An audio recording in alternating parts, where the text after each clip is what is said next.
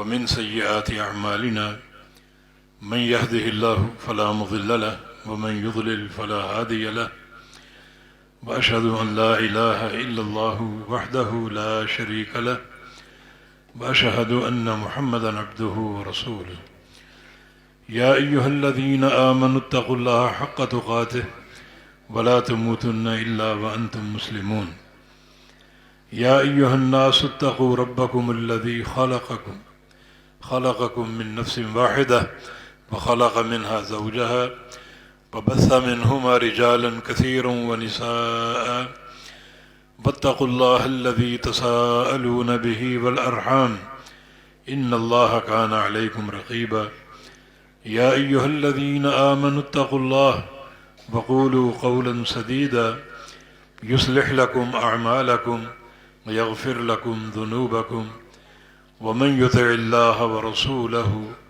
فقد فاز فوزا عظيما اللهم صل على محمد وعلى آل محمد كما صليت على إبراهيم وعلى آل إبراهيم إنك حميد مجيد اللهم بارك على محمد وعلى آل محمد كما باركت على إبراهيم وعلى آل إبراهيم إنك حميد مجيد سبحانك لا علم لنا إلا ما علمتنا إنك أنت العليم الحكيم رب اشرح لي صدري ويسر لي أمري واحلل عقدة من لساني يفقه قولي لقد قال الله سبحانه وتعالى أعوذ بالله من الشيطان الرجيم من همزه ونفخه ونفثه بسم الله الرحمن الرحيم إنا أعطيناك الكوثر فصل لربك وانحر إن شانئك هو الأبتر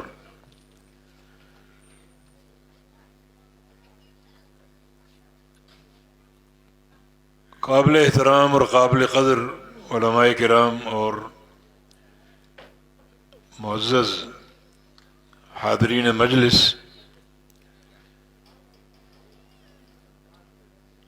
یہ پروگرام کافی وقت سے جاری ہے اور آپ انتہائی صبر و استقامت کے ساتھ تشریف فرما ہیں، اور یہ آخری پروگرام ہے جو آپ کے سامنے پیش ہو رہا ہے۔ اللہ رب العزت اس سرد موسم میں آپ کی آمد کو اور آپ کی حاضری کو قبول فرما لے۔ جو قدم آپ نے اٹھائے ہیں پروگرام میں آنے کے لیے، پھر واپس بھی جائیں گے، اللہ رب العزت ایک ایک قدم کو برکتوں سے بھر دے۔ جب تک یہ اجتماع قائم ہے، اللہ تعالیٰ کی رحمت کا سایہ ہم پر قائم رہے، اور جب یہاں سے ہم اٹھیں گے، بکھریں گے، تو اللہ تعالیٰ ہمارے اس تفرق کو تفرق مغفور بنا دے، ہمارے گناہوں کو بخش دے۔ مولانا نور احمد لاشاری حافظہ اللہ، انہوں نے یہ توجہ دلائی ہے کہ کانفرنس کا نام ساقی کوثر کانفرنس ہے، تو اسی حوالے سے کچھ باتیں ہو جائیں۔ مجھ سے قبل آپ نے توحید کے موضوع پر ایک مدلل اور مفصل خطاب سنا ہے جو دلائل سے بحمدللہ بھرپور تھا۔ ہمارے ناظم اعلیٰ ڈاکٹر عبدالحفیظ سمو حافظہ اللہ کا، اور اس سے ہم سب مستفید ہوئے۔ اللہ تعالیٰ ان کے علم و عمل میں اور صحت اور عمر میں برکتیں پیدا فرما دے، تاکہ یہ سلسلہ اللہ کی توفیق سے جاری اور قائم رہے۔ یہ ترغیب و ترہیب امام منذری رحمہ اللہ کی کتاب ہے، اس پر شیخ البانی رحمہ اللہ نے کام کیا ہے، اس کی احادیث پر حکم لگایا ہے۔ تو ایک حدیث امام منذری لائے ہیں اور شیخ نے اس کو صحیح کہا ہے اس میں سیدنا انس بن مالک رضی اللہ تعالی عنہ نبی علیہ السلام سے ایک خواہش کا اظہار کرتے ہیں. وہ خواہش کیا تھی؟ وہ خواہش یہ تھی کہ اسألک ان تشفع لی یوم القیامہ. یا رسول اللہ صلی اللہ علیہ وسلم، میری یہ تمنا ہے کہ آپ قیامت کے دن میری شفاعت فرما دیں، میری سفارش کر دیں کامیابی کے لیے اور جنت کے داخلے کے لیے، اللہ تعالیٰ کی رضا حاصل کرنے کے لیے اور جہنم کے عذاب سے بچاؤ حاصل کرنے کے لیے. اس سے یہ بات واضح ہوتی ہے کہ صحابہ کی سوچ اور فکر کا محور کیا تھا. آخرت کی سوچ، آخرت کی کامیابی کی فکر. ان کی توجہات کا مرکز دنیا نہیں تھا بلکہ آخرت. آخرت کی کامیابی، جنت کی طلب، جہنم سے بچاؤ. یہی ایک فکر سیدنا انس بن مالک رضی اللہ عنہ کے دل میں بھی جاگزین تھی کہ اخروی کامیابی کیسے حاصل ہوگی. بڑا وہ مشکل دن ہے، بڑا بھاری دن ہے. ذالک یومئذ یوم عسیر، بہت ہی مشکل دن ہے اور بہت ہی بوجھل اور بھاری دن ہے. تو کامیابی کیسے ملے گی؟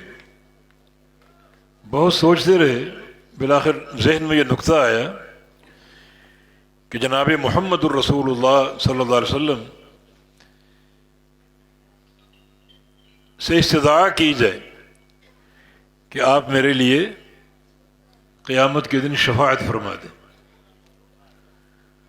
رسول اللہ صلی اللہ علیہ وسلم نے وعدہ کر لیا، انی فاعل ذلک ان شاء اللہ، میں یہ کروں گا، آپ کی شفاعت کروں گا. جناب انس سے وعدہ کر لیا. تو صحابہ کرام کی سوچ اسی نقطے پر مرکوز تھی، اخروی کامیابی اور آخرت کا خوف ان کو دامنگیر تھا. حالانکہ انس بن مالک کے لیے نبی علیہ السلام کی دعا موجود ہے. ایک دن آپ نے ان کے لیے دعا کی تھی کہ اللہم اکثر مالہ و ولدہ وادخلہ الجنہ.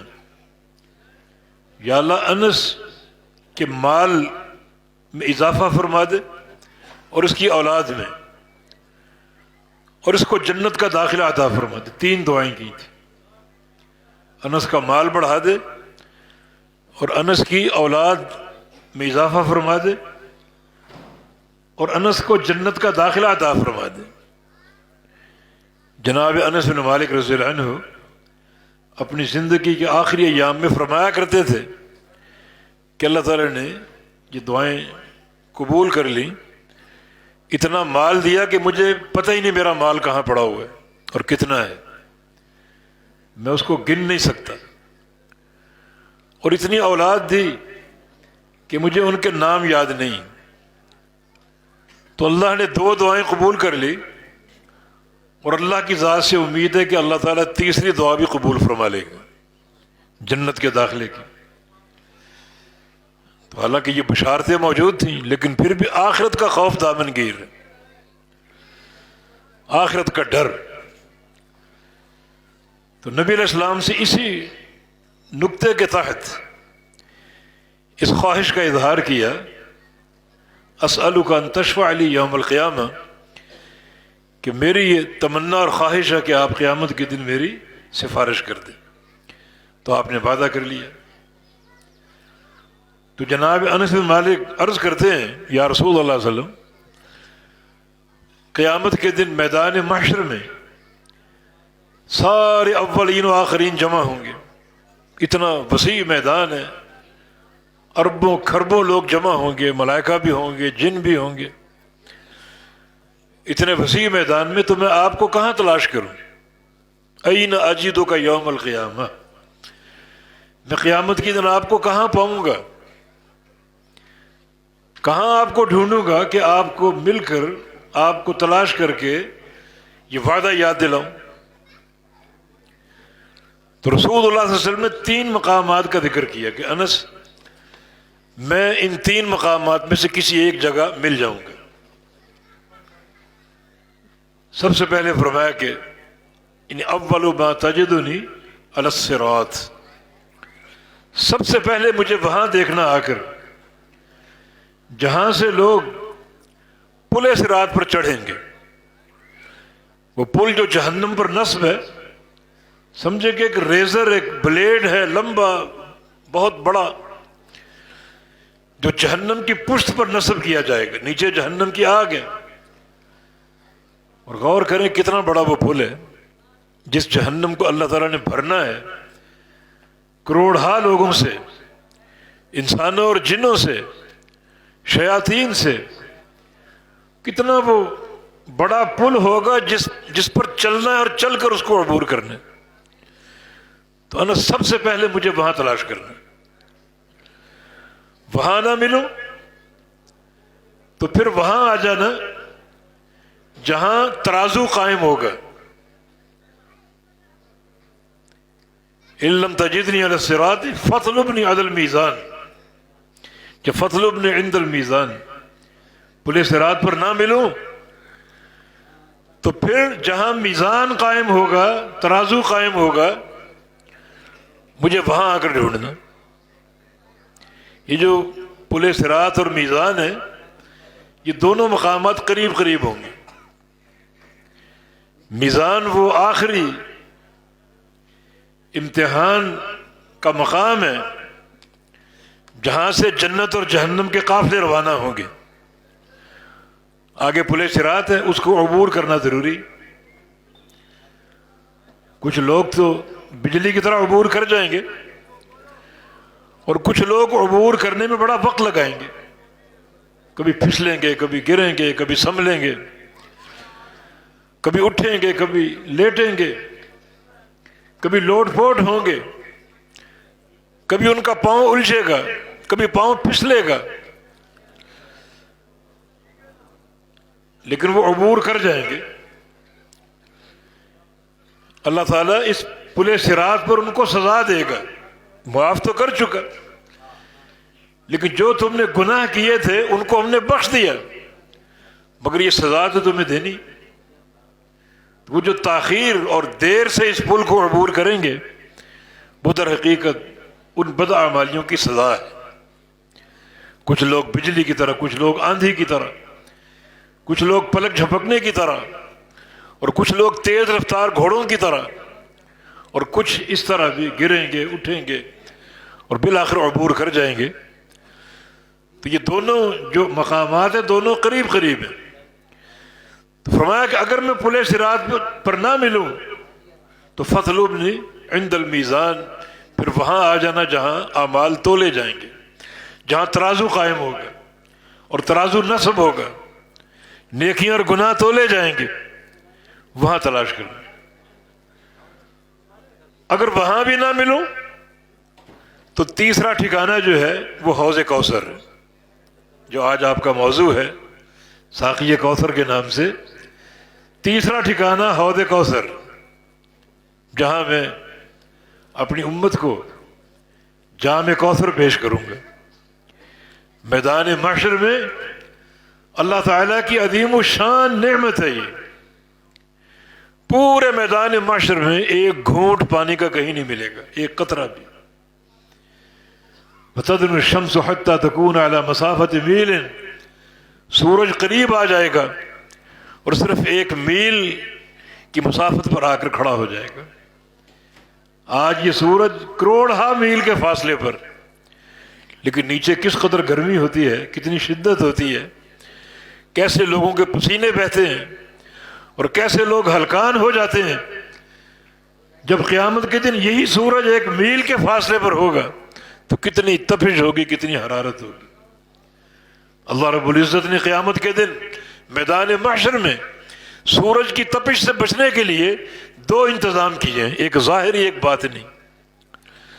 ظاہری انتظام جو ہے وہ اللہ تعالیٰ کا سایہ، عرش کا سایہ، عرش کا سبعۃ یظلهم اللہ فی ظلہ یوم لا ظل الا ظلہ۔ اللہ تعالیٰ 7 قسم کے انسانوں کو اپنے سائے میں لے لے گا جس دن اللہ کے سائے کے علاوہ کوئی سایہ نہ ہوگا، تو عمل کام آئیں گے۔ یہ ظاہری سایہ ہے، وہ حدیث صحیح بخاری مسلم کے معروف ہے۔ اور ایک اور حدیث میں رسول اللہ صلی اللہ علیہ وسلم کا فرمان ہے، کل امرئ تحت ظل صدقتہ یوم القیامہ حتی یقضی بین الخلائق، کہ قیامت کے دن ہر شخص اپنے صدقے کے سائے کے نیچے ہوگا۔ جو اللہ کی راہ میں مال خرچ کرو گے، جتنا زیادہ کرو گے اتنا وہ سایہ گہرا ہوگا کہ تمہیں سورج کی تپش سے بچائے گا۔ یہ ظاہری انتظام ہے کہ اللہ تعالیٰ یہ سایہ عطا فرما کر اپنے اس سائے میں لے کر لوگوں کو ظاہری حرارت سے بچا لے گا۔ اللہ تعالیٰ ہم سب کو عطا فرما دے۔ باطنی انتظام حوض کوثر، پورے میدان محشر میں کوئی ایک قطرہ پانی کا نہیں۔ بعض علماء کا کہنا ہے کہ ہر نبی کا حوض ہوگا، اپنی امت کو وہ پانی پیش کرے گا، لیکن کوئی صریح دلیل نہیں ملتی کتاب و سنت سے۔ لیکن امت محمدیہ کے لیے صلی اللہ علیہ وسلم پورے میدان محشر میں کہیں ایک قطرہ پانی کا نہیں ہوگا سوائے اس حوض کوثر کے۔ 2 نہریں جنت سے اس حوض کوثر میں گریں گی۔ کیا عمدہ وہ پانی ہوگا۔ نبی علیہ السلام کی حدیث کے مطابق اشد بیاضا من اللبن واشد حلاوة من العسل، وہ حوض کوثر کا پانی دودھ سے زیادہ سفید ہوگا، شہد سے زیادہ میٹھا ہوگا، واشد بردا من الثلج، اور برف سے زیادہ ٹھنڈا ہوگا۔ یعنی گرمی چاروں طرف ہوگی، سورج کی تپش، اسی گرمی کی شدت کو توڑنے کے لیے یہ ٹھنڈا پانی، اتنا بہترین پانی موجود ہوگا، اور پانی میں کمی نہیں ہوگی۔ وہ حوض کوثر میل ہا میل لمبا۔ پیارے پیغمبر نے 2 شہروں کا ذکر کیا، غالباً عدن سے لے کر یمن تک اتنا وسیع وہ حوض ہوگا، اور اس کے جو آب خورے، جو جام ہیں، وہ ستاروں کی تعداد کے برابر ہوں گے۔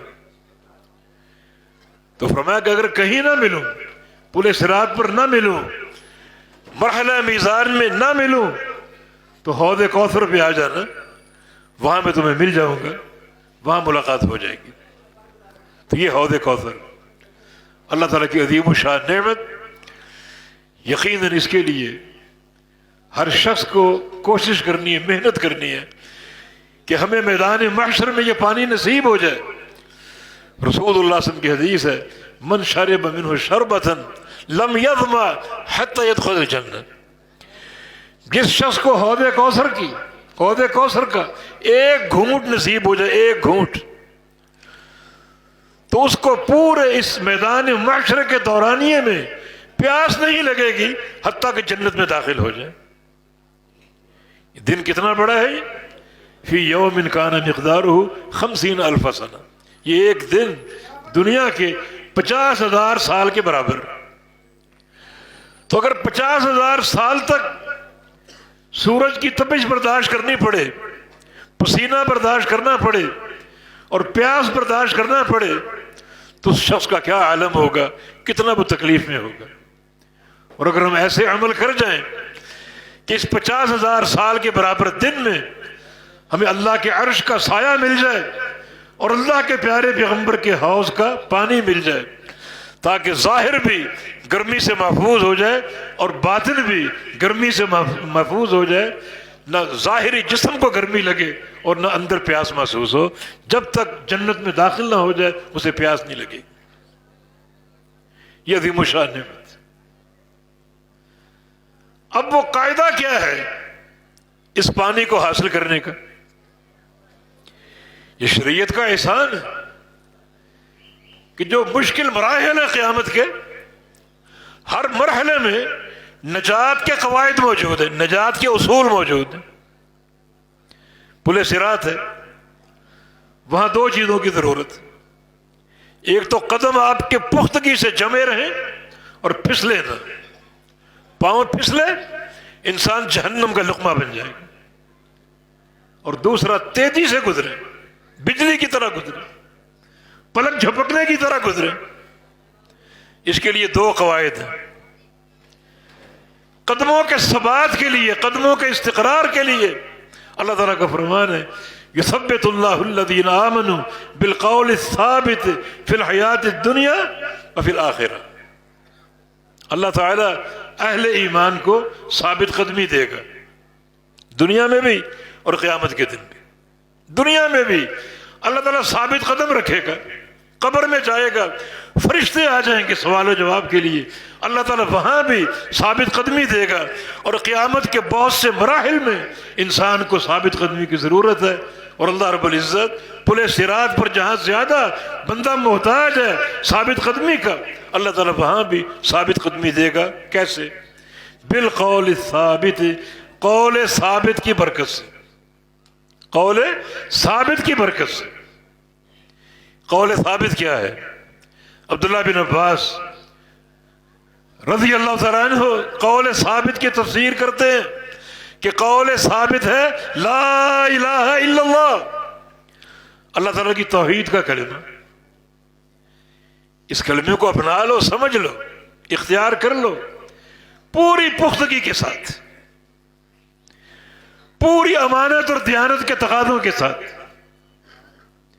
سچے فہم کے ساتھ، تو اللہ تعالیٰ تمہارے اس قول ثابت کے تعلق کو دیکھے گا کہ تم نے واقعتاً اس کلمے کو سمجھا، اس کو اختیار کیا، اس کو اپنا لیا، اس کے داعی بن گئے، اور تم واقعتاً قول ثابت پر پوری قوت سے جم گئے تھے، تو اللہ اس کا بدلہ کیا دے گا کہ قیامت کے دن تمہیں پل صراط پر جما دے گا، تمہارے قدموں کو استقرار دے گا، تمہارے قدموں کو پختگی دے گا۔ یہ قول ثابت لا الہ الا اللہ۔ تو پھر یہ کلمہ بڑا اہم ہے، یہ کلمہ ایسا نہیں کہ اس کو رٹ لیا جائے اور بس، یہ کلمہ ایک دعوت ہے، یہ کلمہ ایک منہج ہے، یہ کلمہ دونوں جہانوں میں کامیابی کی بنیاد ہے۔ اس کا حق ادا کرو، اس کا صحیح فہم حاصل کرو، اور پوری قوت کے ساتھ جم جاؤ، اس پر ڈٹ جاؤ۔ تو ایک یعنی قدموں کے استقرار کے لیے قول ثابت کی ضرورت ہے، اور وہ لا الہ الا اللہ ہے، کلمہ توحید۔ جس قوت سے اس کلمے کو اپناؤ گے اسی قوت سے تمہیں پل صراط پر ثابت قدمی ملے گی، سچے فہم کے ساتھ۔ یہ کلمہ کو مذاق نہیں ہے کہ اس کے لیے افسانے بنائے جائیں اور ڈرامے کیے جائیں۔ کلمے کا جناب اجتماعی ذکر کرو، بتیاں بجھا کر کرو،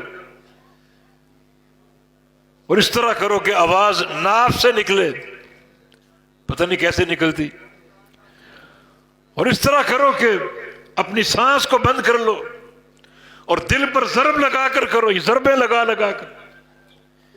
یہ ڈرامے کتاب و سنت سے ثابت نہیں، یہ شیطان کی سازش ہے کہ تم کو کلمے کے فہم سے دور کر دے۔ اب لوگ ان ڈراموں میں کھو گئے، ضربیں لگا کر ذکر کرتے ہیں لیکن کلمے کا معنی نہیں سمجھتے، تو قدموں کو استقرار کیسے ملے گا جب تک اس عقیدے کا فہم نہ ہو اور پوری قوت سے جم نہ جاؤ؟ اس وقت تک اس کا فائدہ کہاں ہوگا؟